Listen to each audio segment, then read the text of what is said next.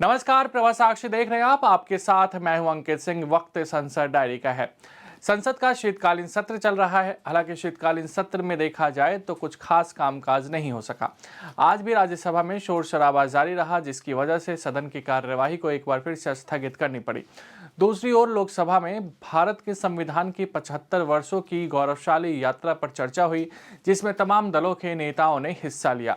लोकसभा ने शुक्रवार को भारतीय ग्रैंड मास्टर डी गुकेश को सबसे कम उम्र में विश्व शतरंज चैंपियनशिप जीतने पर बधाई दी।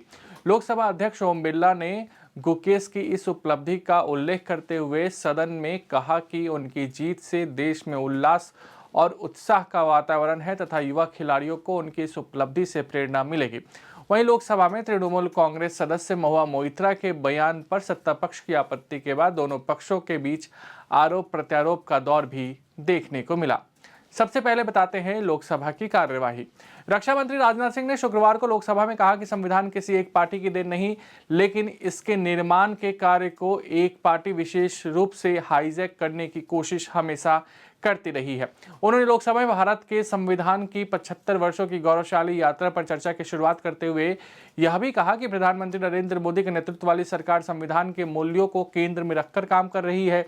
लोकसभा के उपनेता ने नेता प्रतिपक्ष राहुल गांधी का नाम लिए बगैर उन पर निशाना साधा और कहा कि विपक्ष के कई नेता संविधान के प्रति अपनी जेब में रखकर घूमते हैं, क्योंकि उन्होंने पीढ़ियों से अपने परिवार में संविधान को जेब में ही रखे देखा है। कांग्रेस महासचिव प्रियंका गांधी वाड्रा ने सरकार पर तीखा प्रहार किया और दावा किया कि यदि लोकसभा चुनाव के नतीजे इस तरह नहीं आते तो यह सरकार संविधान बदलने का काम करते। उन्होंने आरोप लगाया कि एक व्यक्ति को बचाने के लिए देश की जनता को नकारा जा रहा है। वायनाड से लोकसभा सदस्य निर्वाचित होने के बाद सदन में उनका ये पहला भाषण था। उन्होंने कहा कि हमारा संविधान लोगों के लिए सुरक्षा कवच है, जो देशवासियों को सुरक्षित रखता है।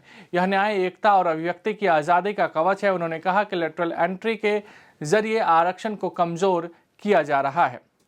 समाजवादी पार्टी के अध्यक्ष अखिलेश यादव ने शुक्रवार को सरकार पर संविधान के धर्मनिरपेक्ष मूल्यों का हनन करने का आरोप लगाया और दावा किया कि देश के मुसलमानों को दूसरे दर्जे का नागरिक बनाने का प्रयास किया जा रहा है। वहीं सरकार पर देश के धर्मनिरपेक्ष ताने बाने को ताक पर रखने का आरोप लगाते हुए तृणमूल कांग्रेस ने शुक्रवार को कहा कि हमें संविधान को समझने के लिए इसमें दिए गए हर शब्द की व्याख्या को व्यापक अर्थों में समझना होगा।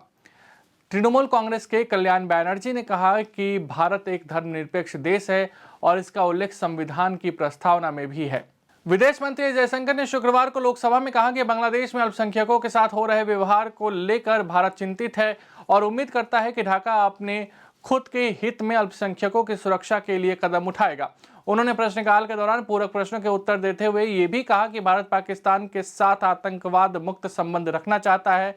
ऐसे में गेंद इस्लामाबाद के पाले में है।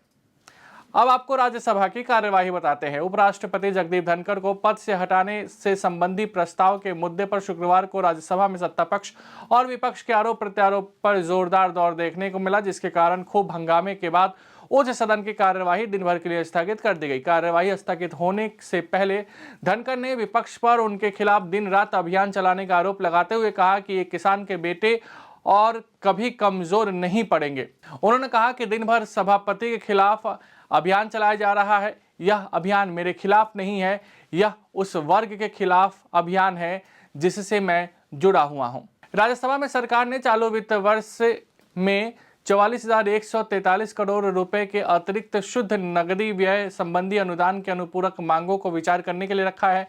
वित्त राज्य मंत्री पंकज चौधरी ने वित्त वर्ष 2024-25 के लिए अनुदान के अनुपूरक मांगों के पहले बैच को उच्च सदन में विचार किए जाने के लिए रखा, जिसमें 87,762.56 करोड़ रुपए के सकल अतिरिक्त व्यय को अधिकृत करने के लिए संसद की अनुमति मांगी गई है।